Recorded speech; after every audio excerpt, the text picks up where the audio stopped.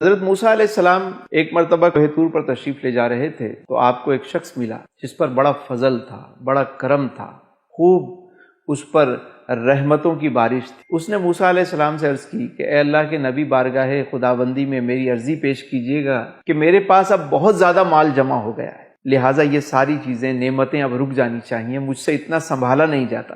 آپ علیہ السلام نے فرمایا ٹھیک ہے۔ آگے گئے تو ایک بڑا مفلوق الحال شخص ملا جو انتہائی غریب تھا، یہاں تک کہ اس کے تن پر کپڑے بھی نہیں تھے، ناف سے لے کر گھٹنوں تک کا جو حصہ ہے اس پر اس نے ریت ڈالی ہوئی ہے، اور وہ اس بے کسی اور بے بسی کے عالم میں کہتا ہے اے اللہ کے نبی، آپ بارگاہ خداوندی میں میرا بھی حال بیان کریں کہ رب مجھ پر بھی کرم کرے، میرے بھی حالات بدل جائیں، مجھ پر بھی کرم ہو جائے۔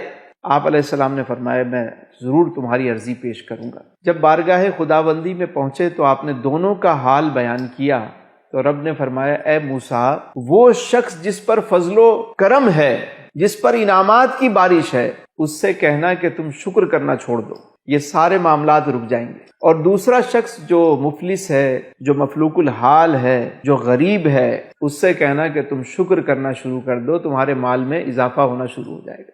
آپ علیہ السلام جب واپس تشریف لائے تو پہلے وہ امیر شخص ملا، اس نے کہا کہ آپ نے میری عرضی پیش کی؟ موسیٰ علیہ السلام نے فرمایا بالکل پیش کی، رب فرماتا ہے کہ تم شکر کرنا چھوڑ دو۔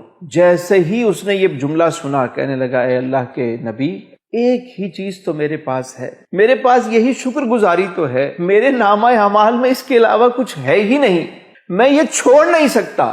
موسیٰ علیہ السلام نے فرمایا کہ اگر تو یہ نہیں چھوڑ سکتا تو تجھ پر یہ کرم اسی طرح ہوتا رہے گا۔ دوسرا شخص ملا، اس نے کہا آپ نے میری عرضی پیش کی؟ جو مفلوق الحال تھا۔ موسیٰ علیہ السلام نے فرمایا ہاں، رب فرماتا ہے تم شکر ادا کرنا شروع کر دو۔ اس نے کہا اے موسیٰ، میں بھلا کیوں شکر کروں؟ میرے پاس شکر کرنے کے لیے ہے ہی کیا؟ میں کس بات پہ شکر کروں؟ ابھی وہ یہ بات کر ہی رہا تھا کہ ایک ہوا کا تیز جھونکا آیا اور وہ جو ریت اس کی باڈی پہ تھی وہ بھی ہٹ گئی، وہ جو بدن پہ ریت تھی وہ بھی ختم۔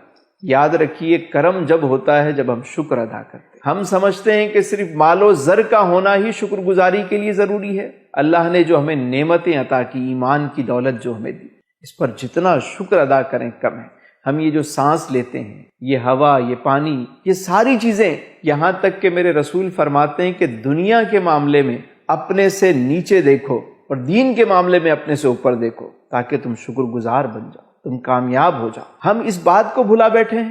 شیخ سعدی ایک مرتبہ مسجد گئے نماز کے لیے تو آپ نے دیکھا کہ کوئی جب نماز پڑھ کے باہر نکلے تو کوئی آپ کے جوتے اٹھا کر لے گیا۔ سوچنے لگے وقت کا امام شیخ، میں ننگے پاؤں جاؤں؟ ابھی دل میں یہ خیال آ رہا ہے کہ میں اس حالت میں مسجد سے باہر نکلوں۔ اتنے میں دیکھتے ہیں کہ ایک شخص ایسا آ رہا ہے جو اپاہج ہے، جس کے دونوں پاؤں نہیں ہیں اور وہ زمین پر گھسٹتے ہوئے آگے آ رہا ہے۔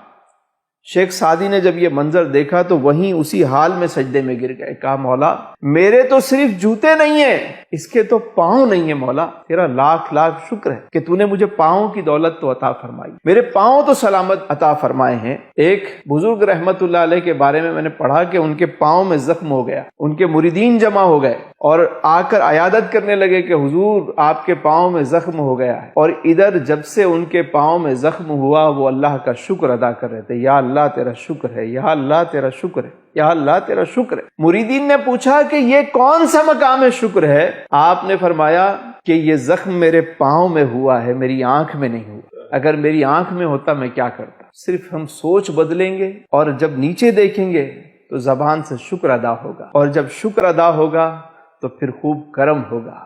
فرمایا وَسَيَجْزِي اللَّهُ الشَّاكِرِينَ، تم شکر کرتے جاؤ، نعمتوں میں اضافہ ہوتا چلا جائے۔